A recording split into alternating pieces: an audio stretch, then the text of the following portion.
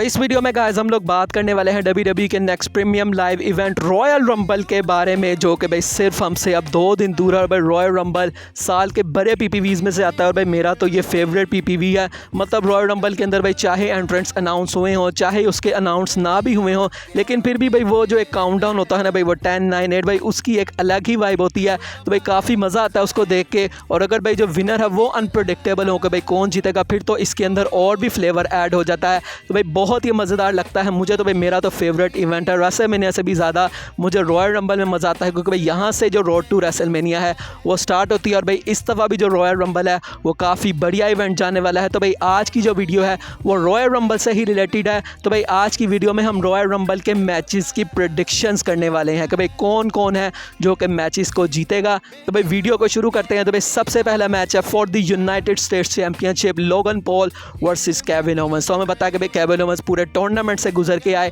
और अब भाई वो लोगन पॉल को फेस करेंगे। अब भाई क्या वो लोगन पॉल को हरा देंगे फॉर द US चैंपियनशिप? वैसे भी केविन ओवेंस की पता नहीं रॉयल रंबल में किस्मत इतनी क्यों ख़राब है। लास्ट ईयर भी भाई वो रोमन रेंस के खिलाफ उतरे थे चैंपियनशिप के लिए, लेकिन हार गए। उसके अलावा 2021 में भी वो रोमन रेंस के अगेंस्ट उतरे थे, वहाँ पर भी वो हार गए। तो भाई रॉयल रंबल में उनको मैचेस काफ़ी बड़े मिलते हैं, लेकिन हमेशा वो मैच को जीते नहीं हैं। और क्या इस दफ़ा वो जीतेंगे? तो आई डोंट थिंक सो कि भाई ऐसा होने वाला है। लोगन पॉल का भी पहला टाइटल डिफेंस है, तो मुझे नहीं लगता कि भाई लोगन पॉल यहाँ पर हारेंगे।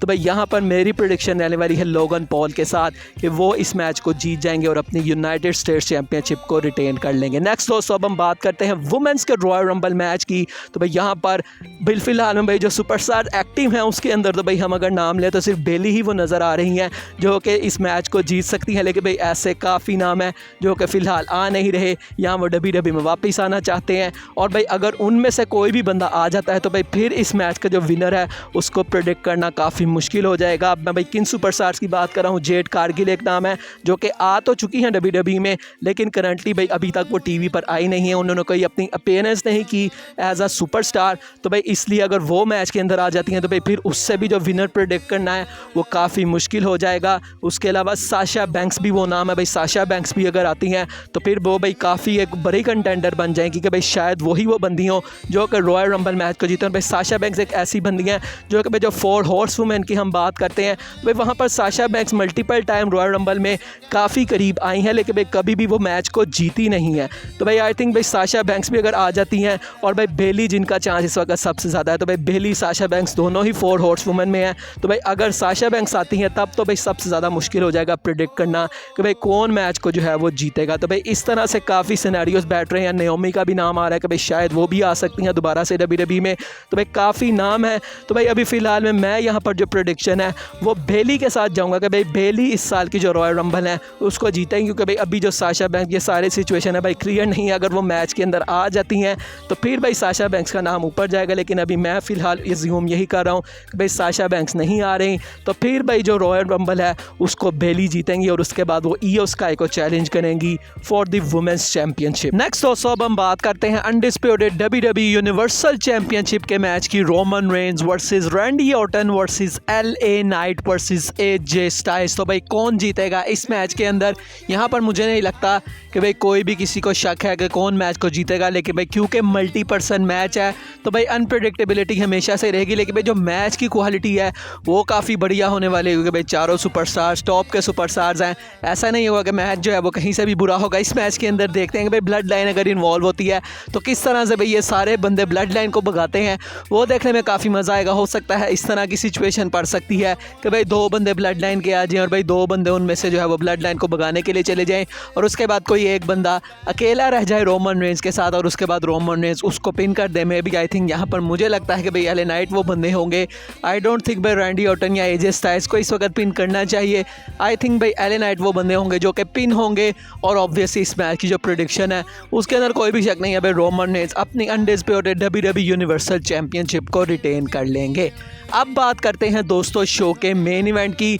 मे बी मेन इवेंट होगा, शायद ओपन भी करे। लास्ट ईयर भाई इसने ओपन किया था, लेकिन लास्ट ईयर भाई जो विनर था वो ऑलमोस्ट कहने भाई सबको पता था कि भाई कोडी रोड्स ही जीतने वाला है। लेकिन इस दफ़ा जो चीज़ है वो थोड़ी सी डिफरेंट है, और भाई ये भी हो सकता है अगर रोमन रेंज के मैच में कुछ बहुत बड़ा WWE ने करना हुआ फिर रोमन का मैच जो है वो मेन इवेंट में आ सकता है। जैसे लास्ट ईयर हमने देखा था कि वहाँ पर सैमी ज़ेन ने बिट्रे किया था रोमन रेंज को, स्टील चेयर मारी थी। तो भाई इसलिए उस मैच को WWE ने मेन इवेंट में रखा था, जबकि जो रॉयल रंबल मैच है उसको WWE ने किक ऑफ में रख दिया था, मतलब कि शो की शुरुआत भाई उस मैच से हुई थी। तो हो सकता है इस बार भी अगर WWE ने कुछ ऐसा प्लान किया जो कि ऐसा लग नहीं रहा कि भाई रोमन रेंस के मैच के अंदर कुछ ऐसा जो है वो प्लान किया होगा, सिर्फ सिंपल सा ये मैच है। क्या पता था रॉक की कोई अपीयरेंस WWE ने प्लान की हो रॉयल रंबल के अंदर आके, भाई वो कुछ ना कुछ जो है वो रोमन रेंस को चैलेंज थ्रो कर सकते हैं अगर चैम्बर के अंदर WWE इनका मैच करवाना चाहती है। तो भाई अगर ऐसा कुछ WWE ने प्लान किया है द रॉक का, तो फिर शायद रोमन रेंस का मैच मेन इवेंट करेगा, वरना भाई मुझे लगता है कि भाई रॉयल रंबल मैच ही इस दफ़ा मेन इवेंट करेगा मेंस वाला। तो भाई अब रॉयल रंबल मैच के बारे में बात करते हैं, तो भाई यहाँ पर इस दफ़ा काफ़ी ज़्यादा सुपरस्टार्स हैं जो कि मैच को जीत सकते हैं। और इवन भाई माइकल कोल ने भी मंडे नाइट रॉ के ऊपर इस चीज़ को मेंशन किया था कि भाई काफ़ी सालों के बाद एक ऐसी रॉयल रंबल मैच आई है इस दफ़ा कि भाई यहाँ पर जो विनर्स हैं उनको प्रेडिक्ट कर पाना काफ़ी मुश्किल है। मतलब काफ़ी ज़्यादा कंटेंडर्स हैं जो कि लिस्ट के अंदर है कि भाई ये बंदा भी जीत सकता है, ये बंदा भी जीत सकता है। तो भाई अब हम सबसे पहले बात करते हैं ड्रू मैकिंटायर के बारे में। तो भाई ड्रू मैकिंटायर वो भाई जीत चुके हैं ऑलरेडी रॉयल रंबल, और भाई यहाँ पर अभी जो उनका करैक्टर चल रहा है भाई वो काफ़ी मज़ेदार है। तो ड्रू मैकिंटायर का नाम है जो कि रॉयल रंबल जीत सकता है। उसके अलावा कोडी रोड जो कि अपनी स्टोरी को फिनिश करना चाह रहे हैं, अब भाई वो 2K24 का कवर फोटो पर भी वो आ चुके हैं। तो भाई ऐसे में अब उनके जो जीतने के चांसेस हैं वो और ज़्यादा लग रहे हैं कि शायद WWE उनको रेसलमेनिया के लिए तैयार कर रही है और शायद वो चीज़ वो रॉयल रंबल जितवा के ही उनसे करवाएगी। उसके बाद भाई CM पंक जो कि फ़िलहाल में करंटली टॉप के ऊपर है कि भाई वो रॉयल रंबल मैच को जीते। और भाई मंडे नाइट रॉ के ऊपर जब सेथ रॉलिंस आए तो भाई जिस तरह से वो बात इमोशनल हो गए थे, मुझे लगा था भाई टाइटल रिलिंक्विश कर देंगे या इस तरह कोई चक्कर हो जाएगा, और फिर जो CM पंक का भाई उनके जीतने का चांस थोड़ा कम हो जाता, क्योंकि भाई अगर सेथ रॉलिंस आ ही नहीं रहे रेसलमेनिया में तो फिर CM पंक का मैच सेथ रॉलिंस के साथ होगा नहीं, और किसी और के साथ अभी WWE इतना इंटरेस्टेड नहीं है उनका मैच करवाने के लिए। तो अभी WWE उनको किसी और स्टोरी लाइन के अंदर पुट कर सकती थी, मे बी कोई टैग टीम मैच, इस तरह कोई जजमेंट डे के साथ उनकी कोई स्टोरी लाइन चला सकती थी। लेकिन क्योंकि जो सेथ रॉलिंस है उन्होंने अपनी चैंपियनशिप को रिलिंक्विश नहीं किया, तो इसका मतलब है कि भाई WWE सेफ साइड पर जो है वो गई है, और उन्होंने सेथ रॉलिंस को अब वो शायद मैचेस के अंदर ना इंसर्ट करे, लेकिन भाई वो अभी भी सेथ रॉलिंस और CM पंक का मैच ही करवाने चाहते हैं एट रॉयल रंबल। तो भाई यहाँ से जो प्रेडिक्शन है वो मेरी फ़िलहाल में रहने वाली है कि भाई मुझे ऐसा लगता है कि भाई CM पंक का चांस ज़्यादा है, नो मैटर कि भाई कोडी रोड्स को 2K24 के कवर फोटो के ऊपर भी लेके आ गए हैं। लेकिन आई थिंक भाई यहाँ पर जो CM पंक हैं उनको WWE जितवाएगी। अब भाई यहाँ पर क्यों जितवाएगी, भाई इसके अंदर मल्टीपल चीज़ें हैं। सबसे पहले तो भाई CM पंक की अपनी हिस्ट्री है रॉयल रंबल से 2014, ठीक 10 साल पहले वो इसी इवेंट के अंदर जो है वो छोड़ के गए थे WWE को, और उसके बाद 10 साल के बाद अब वो वापस आए हैं। तो भाई पूरा ये एक फुल सर्कल मोमेंट हो सकता है। तो भाई WWE इसलिए जो हमारे CM पंक है भाई उनको जितवाएगी रॉयल रंबल का मैच। और उसके अलावा भाई क्योंकि जो वर्ल्ड हैवीवेट चैंपियनशिप है उसकी प्रेस्टीज को भी WWE ने बनाना है, मतलब जब से वर्ल्ड हैवीवेट चैंपियनशिप आई है हम तब से ही ये चीज़ सुन रहे हैं कि भाई WWE का शुरू से यही प्लान है कि जो भी बंदा रॉयल रंबल मैच को जीतेगा वो वर्ल्ड हैवीवेट चैंपियन को चैलेंज करेगा। तो भाई WWE अभी भी उसकी जो प्रेस्टीज है टाइटल की सेथ रॉलिंस ने काफ़ी बढ़ा दी है, लेकिन WWE अभी भी उसको और बढ़ाना चाहती है।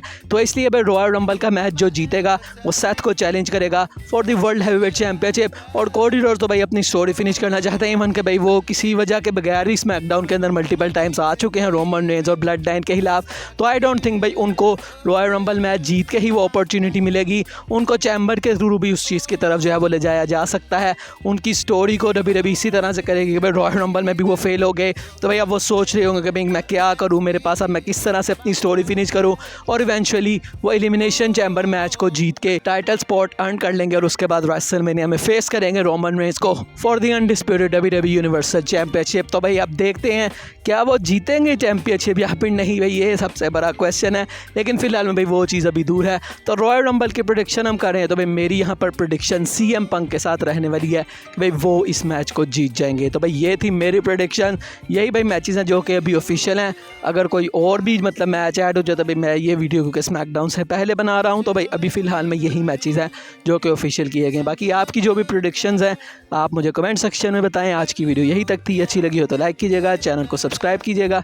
मिलेंगे नेक्स्ट वीडियो में, तब तक के लिए अल्लाह हाफिज़।